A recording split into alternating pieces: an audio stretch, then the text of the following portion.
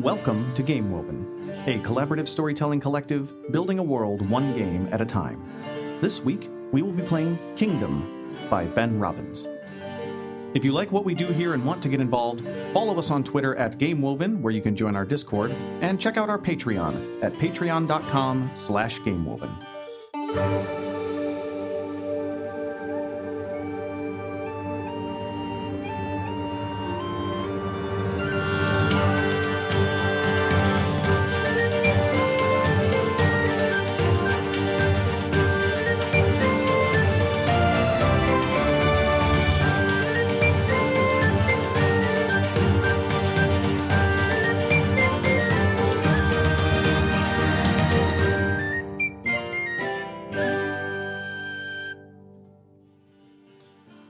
Recently on Game Woven, time passed and Shadow's corridor stilled. In Vidashao, Henbit worked tirelessly to reorganize Shaumir's population and government after the abolition of the aristocracy. Queen Irene faded from view. Grieving the loss of her surrogate father, she processed the enormity of her successful regicide. Tristan and Jaq were stuck with one another, and neither were having a good time. Tristan curtailed Jaq's worst impulses, and, to Jaq's horror, he found himself beginning to care. On their travels, Jaq and Tristan met with an old associate of the Barons, Runner Zara, who had been tasked by her superiors to observe the proceedings in Shadow's corridor and judge their fitness as allies.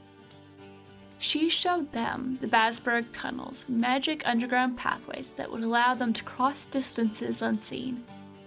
Despite Zara and Tristan's warnings, Jaq ordered they be used for reckless raids against the Undying Empire. At long last, the pirate and the precog arrive in the Duskbreaker Memorial Orchard, Tristan's childhood home. Tristan demanded Jaq grow, that he become worthy of his destiny of King of Kings. Then he left him to contemplate his past and future. In a quiet moment, Circum approached Jaq to renew his offer and make a request. Deliver a letter stating his intention to undermine his own conquest of Shadal. It seems even dead things can once more begin to grow. Jaq, has that changed your perspective? Has Tristan's words affected you more or less, or are you staying the course? No. Jaq is shaken to the core of their being. I think that Jaq, moving forward, is going to start delegating amongst his more trusted advisors. Isn't giving up power, but is not going to be on the front lines, is going to do some armchair general while he tries to rationalize and get through the cognitive dissonance that he's now going through. Beautiful. Tristan, as the perspective, what is the outcome of Jaq becoming an actual ruler instead of just a warlord? Oh. One, Tristan will no longer have to contemplate killing him. Valid. At least for now. And I think people will rally to him less about just let's kill the Empire kind of way, and more of hold up, this dude's kind of cool, maybe. If they start seeing him as a person rather than a sword to be aimed at people they hate, there's more loyalty there, I think. Awesome. There is no touchstone in the scene, so we're all going to hold out one or two fingers. If they match, everything's fine. Then we're good. If it's odd, then it's one. If it's even, then it's two on the crisis box, and we're automatically going to check a crossroad box. So go ahead and check that. So ready? 1, 2, 3. It is even. 6. 2, 2, 1, 1. 2, 2, 1, 1. So that's 2 crisis boxes. That's not too bad. We got something to work with here. We got crisis to work with here. So we're at 2 crossroads, 2 crisis. I think here's my perspective on it. we established at the beginning of this crossroad is that the people are hungry for violence, revenge, bloodshed, and like they want to push. They want to fight, and now all of a sudden, the champion of the fight is backing off. Mhm. And that just gets them to rebel even harder. I think that's kind of the outcome here. Yeah. And I think I just want to drive a point home for Jack. When Jack returns to his chambers that night, he finds outside of his front door a half-drank jug of berry wine. What are you setting up for, Ben? Oh, it's going to be so good. I am very excited to set up the Berrywine Specter. It's an exciting moment for me. The Berrywine Specter. I was thinking about having Zara show up to have a conversation, but then Circum showed up. I'm like, if the vampire's still in control, hell no is she gonna go in there. Yeah, runners don't be fucking with vampires ever. Get No. circummed. Vampires might actually be faster. Well, Zad. Speaking of putting people in situations, Speaking of situations, Zad, it is your situation. It is my situation, and this is going to be taking place at the palace. And Meanwhile, at the palace of yeah, this might feel like it's kind of coming out of left field, but just like Henbit's been in his own little world from the rest of the recording. And so what is going on right now is Henbit is running, or has finally put together, a state memorial service for Leon. It's been several months. I think this is like somebody diving off of the derrick managed to find like Leon's helmet, or let's make it, The it's the amulet. bracer. Oh, the amulet? The bracer. Yeah, the bracer that Henbit had given him and brought that back. yeah, get traumatized. Yeah. Brought that up, was like, hey, we're pretty sure this is Leon's, and just ended up making its way back to the capital. And so this is an event that everybody would have invitations to. Make a decision if your character's there or not. I wanted to keep this one short and just kind of like monologue for a bit, give the speech that Henbit gives, and then get reactions from that's other good. players, if that's okay. Yeah, let's fucking go. let's do Right. that. Yeah. So, are you guys all here? yeah. I'm gonna say Jack is not there, but I assume Jack and Tristan are still fuck off in the middle of nowhere. I mean maybe. Tristan can be wherever Tristan wants to be. Tristan knows when Tristan. needs to Tristan be literally there. never has to worry about time management. Yeah. So, Or Stella but and Jack Claudius. is not there. Claudius is definitely there. 1,000,000%. Or Stella's 10,000% there. Yeah, you've been in on this plan. Zara and Lena are both there. Okay. So I think there's a sort of a grand big front courtyard that's got the big steps going down to it. Henbit has replaced the big centerpiece of topiary, or like used to be kind of a flower garden, and it's been replaced with a huge shrub that's been topiaried into the shape of a falcon, like Leon had. And Henbit is just standing on the balcony overlooking this. And after sort of funerary rites, everybody's treating the bracer as like this is the only bit of his body that we have. So Leon's family's there. We've gone through their traditional funerary rites. Ben, can you remind me, do you remember during the adversary game what he sent home about what's to be done with his remains? The family mausoleum, right? Yeah, the family mausoleum where he could watch over the family for the rest of his, in the afterlife. The family, like his family mausoleum, or the The Ramses family family. mausoleum. gotcha, Yeah. or not the Becoming a Blade Warden, you sever ties with your old family and you join the family that you have wardened yourself to. Erasmus family mausoleum.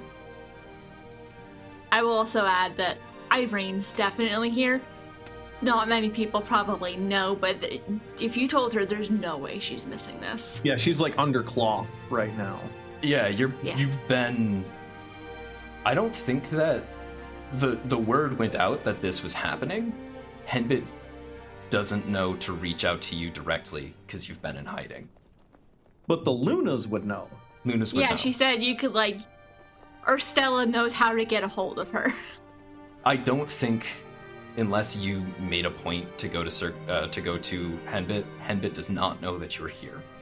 But goes, and after all of the formalities have taken place, Henbit goes to the front of the balcony and looks out at the crowd and says, "At this time, in accordance with Leon's wishes, he will be interred in the Erasmus family mausoleum, so that even though his service in life has come to an end, he may continue to serve even in death.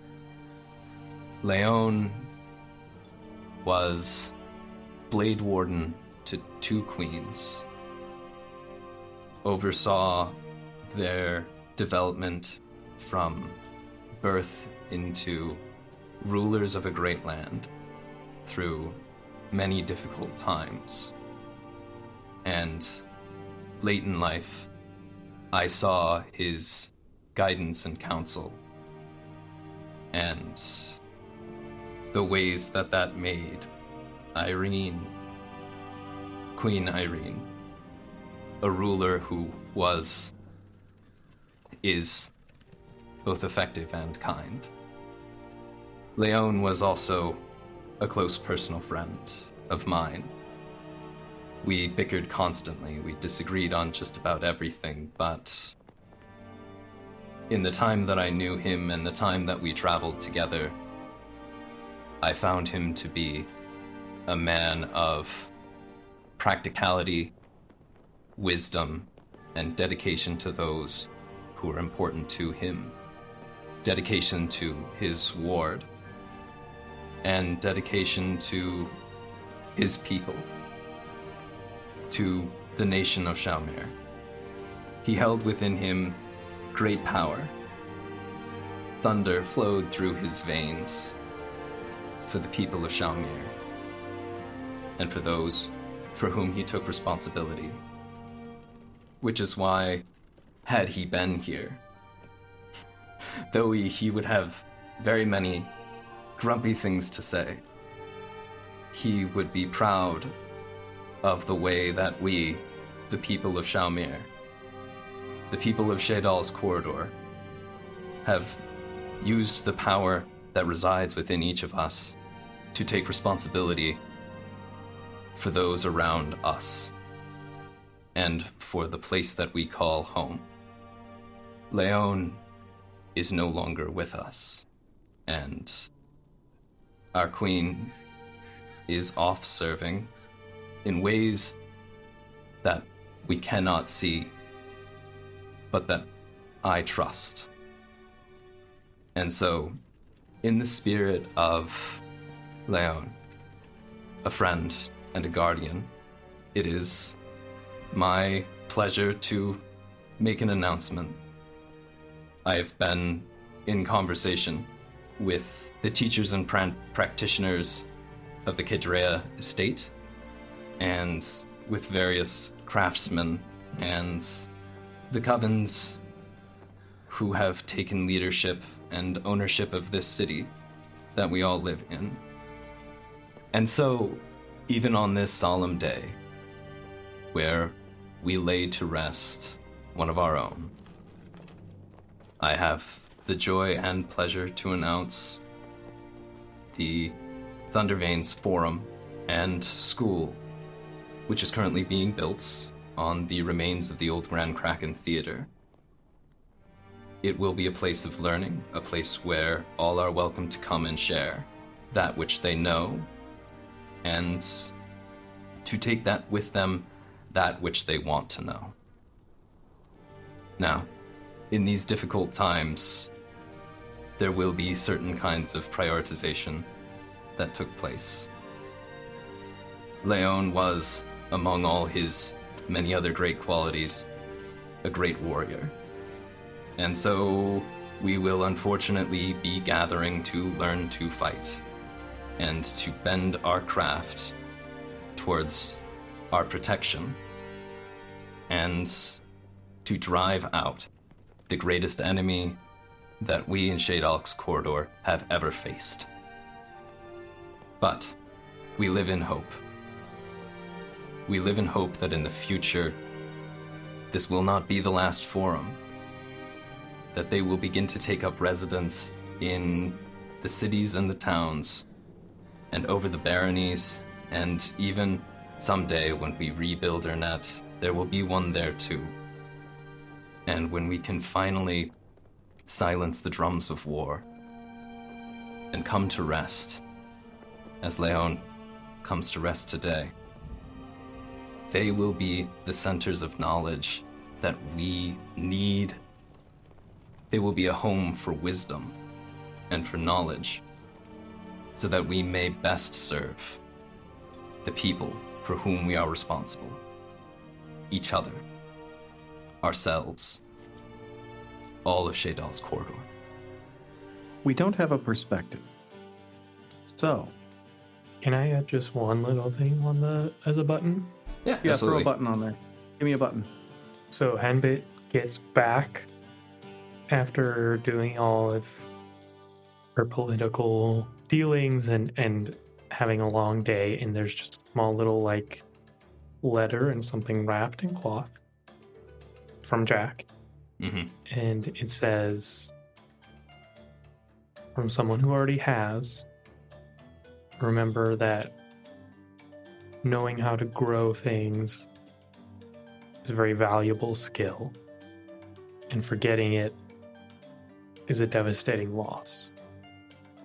And wrapped in cloth, there is a piece of jacaranda tree bark, which I think Henbit knows instantly how the significance of for Baron Jacaranda. Fucking awesome. That's great. So, if no one has perspective, no one can predict what's going to happen. Because Tristan wasn't there. What's up, Lex? I did have two things I wanted to say. Mhm. One, wherever Jack is, Tristan just starts monologuing that speech out of nowhere and just says the whole thing word for word. Just whatever you're doing. And two, I think Urstella's gonna do a fucky wucky. Uh-huh. He's going to get a replica of the bracer and replace the bracer and steal it. Oh. Sneaky fucker. Okay. Stella, you cad. All right. When Henbit steps into the room, he just sees Irene, like, curled up, knees pulled up to her chest. She was listening the whole time and just sad that she couldn't say goodbye, but she had to be here for this. Just came in for the funeral. She's not staying. You can tell she's having a hard time keeping it together. Yeah. I think, like, in the way that we are, like, cutting this together, I think there's the cutaway of Jack and Tristan, with Tristan saying it, like, while Henbit's giving the speech, and then goes back to, like, Henbit goes back inside and finds Irene. And I think just sits next to her, puts an arm around her, and comforts her. And, like, it's not until much later that Henbit actually gets that final letter. Meanwhile, we get kind of the cut back to the stuff that Urstella did. Each player simultaneously 1 or 2 fingers. And if we hold out the same, all 1s and 2s, nothing unexpected happens. If it's odd, there's a minor consequence. If it's even, there's a major consequence. Ready? A 1, a 2, a 3. Ah! 1, 1, 1, 2. 2. But it's 3 was only the odd odd. person out. It wasn't Zad this time. So that is a minor consequence. Check 1 crossroad box, 1 crisis box, please. So we're at 3 and 3. And then we get 1 for ending this. And So now there is a minor consequence. So the player to the right, who is, ironically enough, Lex, aka Tristan, decides what the consequence is. Why does the crisis go up due to the establishment of a school? Ooh, yeah. The people who used to be, the nobility are like, hey, not only were we ousted, now this dude's setting up, like, witch cops or something. Like, hey, man, what the fuck? It's not. They're not. What? I mean, Propaganda. Thursdays at 7. we set up an academy, and they're like, "Yeah, it's a police academy, obviously." Yeah. Well, also, we established that the magic school was, like, kept by lords and ladies. So, like, wait, what are you doing teaching them our magic? How dare you? Also, the best part is, like, it's not even their magic. Like, we've established that the nobility has fully separate, like, if this were D&D, the nobility are all wizards, and the common folk are all, like, warlocks and druids. Mm-hmm. Yeah. Yeah.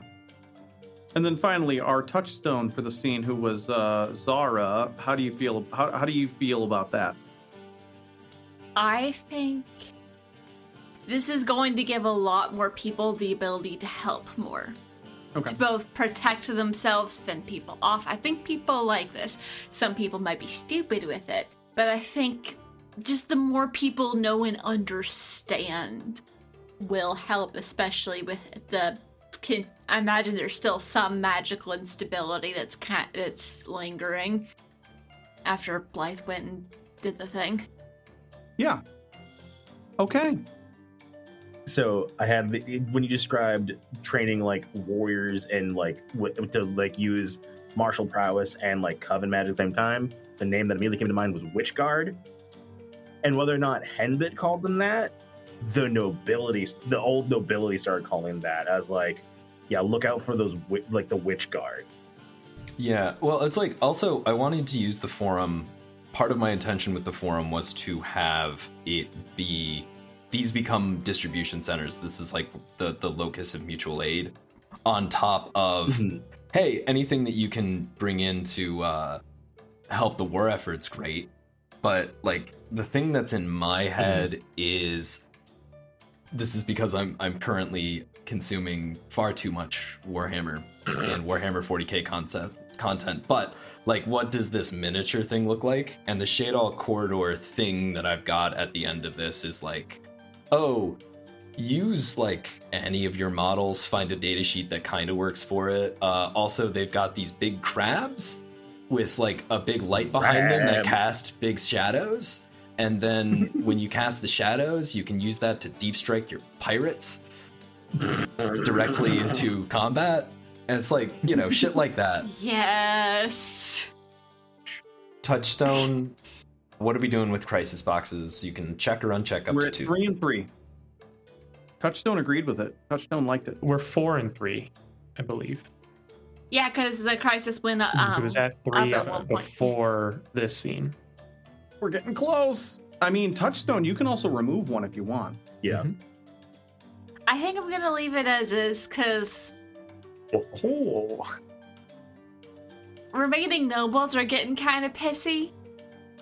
Okay. Like, there are some people that are, like, not exactly thrilled with it. You got some people who are not going to read all of the, this is what happens when you do this, so... We are going to be doing some Yeah. experimental magic going on. Yeah, but this is gonna be smarter, like, a little bit better thought out than what Blythe was doing. So we are on the cusp of a crisis. We're getting close. So we got to get 2 crossroads checked without hitting another crisis. Yeah, And- I love it when we're on the cusp.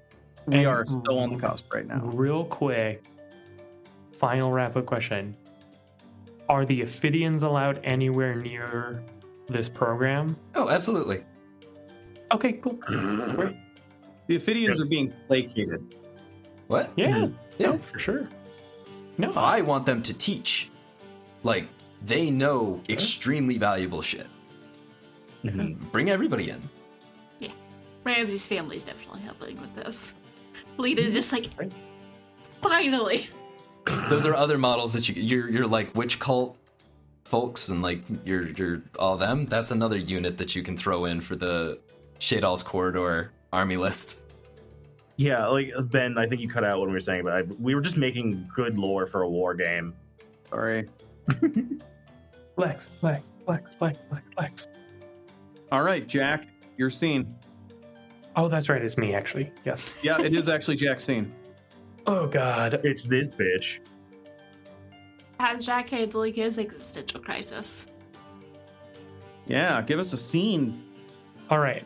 I don't even know why yet, but I'm going to call a council of just all the major players. So everyone's here, and I am going to find out why Jack did this as I narrate it. I feel like Tristan wasn't invited, but just like hid in the room before the meeting. Jack knows he can't keep Tristan out of anywhere Tristan wants to be. Because anything he can think of to keep Tristan out, Tristan will see Jack do. This might be the last opportunity we have to finally put a cap on hear a knock at the door and Tristan comes in. Except it's just like Jack standing next to the door. Like, I think that's the scene, is like Jack and Henbit come into the room first, and like Jack kind of like hangs out back, like just kind of puts a hand up and hangs out the door. Henbit gives Jack a look, and then you hear that knock, and they open the door and Tristan comes in. So hear me out. You hear a knock, not at the door. You open the door, Tristan's not there. And then you hear it knocking still, and it's like a trap door under the floor you didn't know was there. Incredible. And as you're going to open the trapdoor, you feel this breeze, and Zara's just standing in the corner. Well, I think at this point, you've probably met her a couple of times. Yeah. She's been helping you out, too. Wow, thanks. I've been in there for a week. You have so many more applicable skills. You have to use your time better. Okay, everyone. I'm glad you all could be here. Now, I'm assuming, like, aside from us, there's a bunch of, like, NPCs that, like, some of them are. it's everybody, you know? Mm-hmm. 100%. Okay.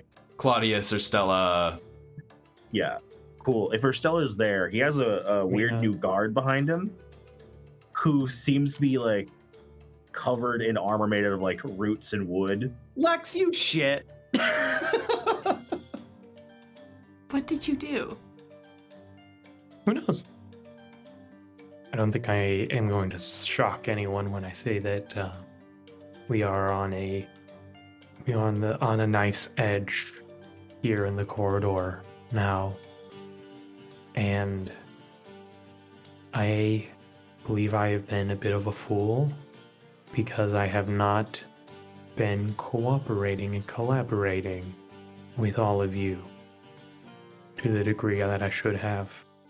And while it may be too late for me to do that, there's no time like the present.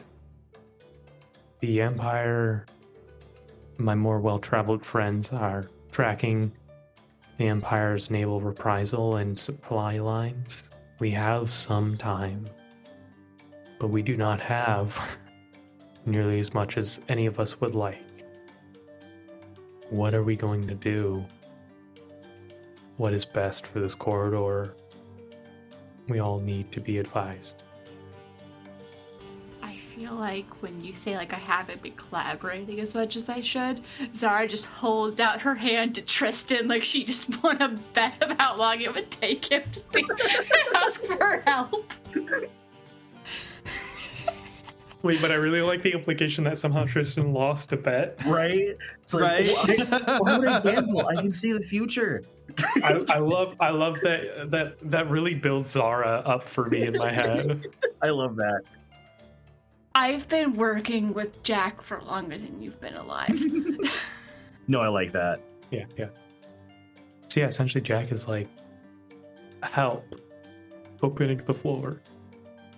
I don't want this to be read just off the bat. Don't want this to be read as romantic.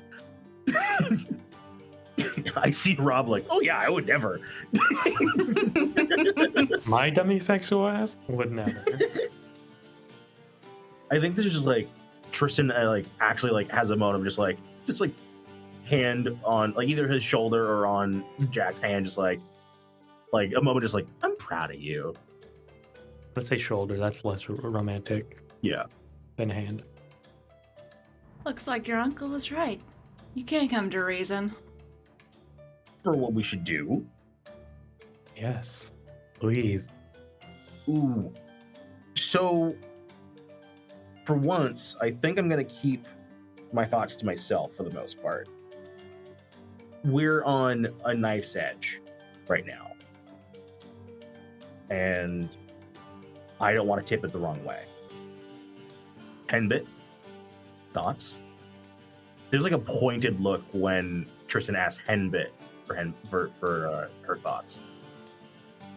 There's a season to sow, and a season to weed, and a season to reap. I believe that we've put our crops in the ground, Jakaran. And we're watching them grow right now. But the time's not yet come for reaping. I've been in conversation with people. Zara, with your people, in fact. The messages that you've brought down have been illuminating. I do hope that Irene is not too upset that I read a lot of her mail. Oh, I think she assumed that was going to happen. One would hope. I don't have a lot of details. Your activity has jeopardized the tunnels some, and quite frankly, this is the kind of operation, the sort of thing that might be coming, where it's best to be in the dark for a little while. However, I think that time may be coming soon. The time for us to strike, and we have to be ready for it. Ultimately, that's why I started the forum. That's why I want to start one here at Haggard Point. There's folk magic in this part of the world that we're not tapping yet. We need to get everybody on side. We need to be ready for the time when we push forward. That's my counsel. We wait for word. We take good care of ourselves, we take good care of each other, and we prepare. As if on cue, the dinner bell rings. Ding, ling, ling. And the maitre d' steps forward. In honor of this most auspicious occasion, we have a gift from a guest from out of the country. A sampling of clay jug berry wine from the outskirts of Burnett. Please enjoy. And then the serving staff go and start pouring it out. Tristan puts a hand over his cup. The server kind of looks down like, okay, whatever. Question. Does Zara know what this is? It's just berry wine. Henbit inhales the aroma before drinking. It's from an area of soil northeast of Burnett. Kind of outside of the composting area. An orchard that you're very vaguely familiar with. Oh, Lex, what's wrong? No, I love the idea of Henbit just like, I know this dirt. Yeah. No, Henbit totally does, though. Yep. This is a real good sniffer. We established this a lot of episodes ago. Yeah. Henbit raises the goblet, not smelling anything untoward. Yeah, raises a goblet and says, "So, to watching the little things grow as we prepare to reap." To the corridor. To the corridor. To the corridor. And then the doors swing open, and a figure in tattered garb of an Ernetti noble person walks in. with a sword at their side, and they are wearing one of those half masks where it's like the drama and tragedy thing, but the tragedy side is like a vampire fang, and the drama side is sort of open as they take a jug of berry wine and like glug it really quickly and then set it down on their hip. And this individual walks up, pulls the blade out of its sheath, and slams it down on the table. The blade is the shape of Undying Empire dead steel, but it's been coated crudely in silver and then sharpened down. Looks like by hand by a whetstone. I'm sure you've heard of me by now. We have. Welcome to the Berrywine Wraith. To your health. Specter, sorry. Is the wine wraith, I believe. Berrywine Specter. Thank you. That's me. I apologize. Bury the wine. butcher. No, my first name is not Barry. Is this the guy that interrupted the wedding? No. Oh, You're he's using given the me same- similar. You're using the same vibes. voice. But Oh, my bad. No. You're allowed. People are allowed to have the same voice. Yeah, true. All of my current characters that are present right now have the same voice.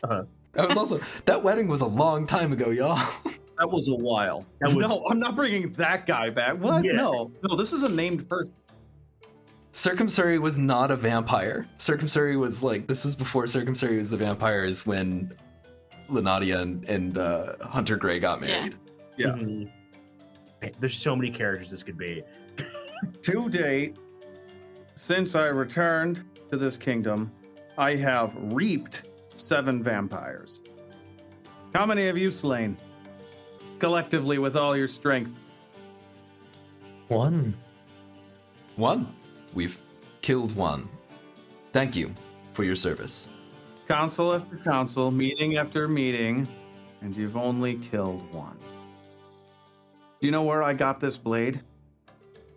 I returned to the place where they broke us, where they broke me and Queen Blythe. And I took it, the weapon that stabbed me, coated it in silver, sharpened it, and I've stabbed it through 7 hearts. And he rips off the mask, and it's Sir Perrin. Ah! Let's go. I've gathered a team of people, loyalists to Queen Blythe, and we've been hunting them in the outskirts of her net. They're still there. We don't need tunnels.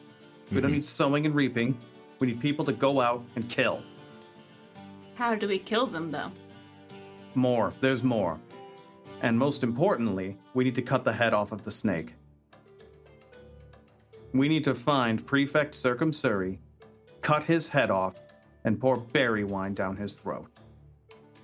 I know roughly where he should be right now, Zara says. Tristan is uncharacteristically very quiet. Bear Specter. No? Unfortunately, I personally am not able to prioritize this at the moment. You're doing good work, Sir Perrin. Sorry, I don't know that name. Henbit might know Sir Perrin. I don't think so. Henbit's been. I don't think dealt we have a important reason matters. to. No. Okay.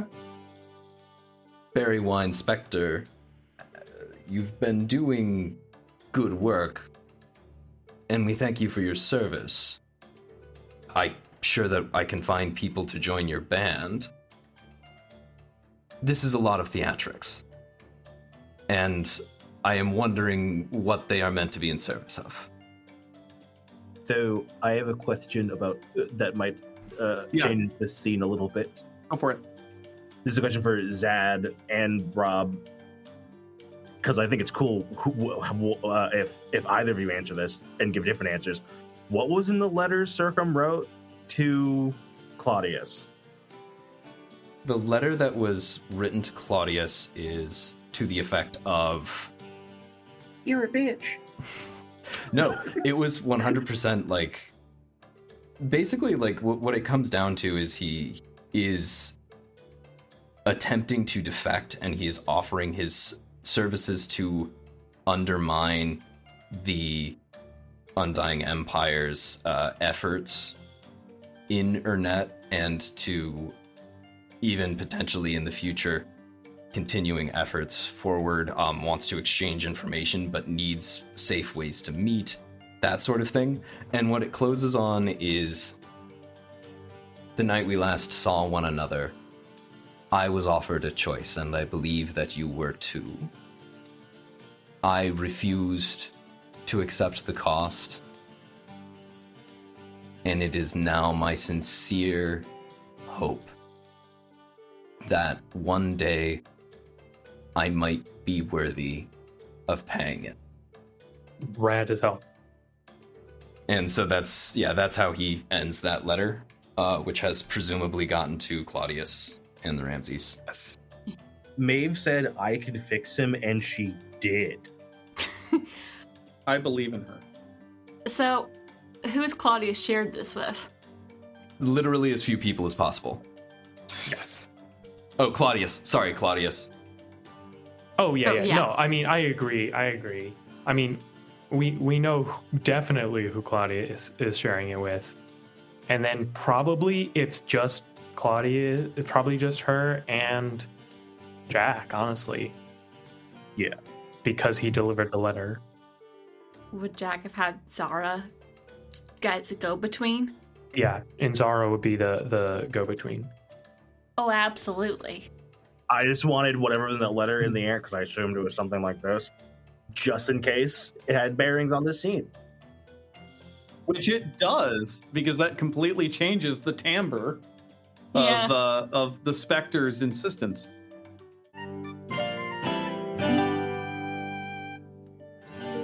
Thank you for listening to Game Woven. Please give us a follow on Twitter at GameWoven, join the Discord, support us on Patreon, and consider leaving us a review on Apple, Spotify, or whatever host you normally use. This week's episode featured me, TT Benjamin at TTBenjamin1 on Twitter, Lex at call_me_they on Twitter, Brianna at Brianna Jeans on Twitter, Zad at ZadKaleGreen on Twitter, and Rob at Rob B. Rolling on Twitter.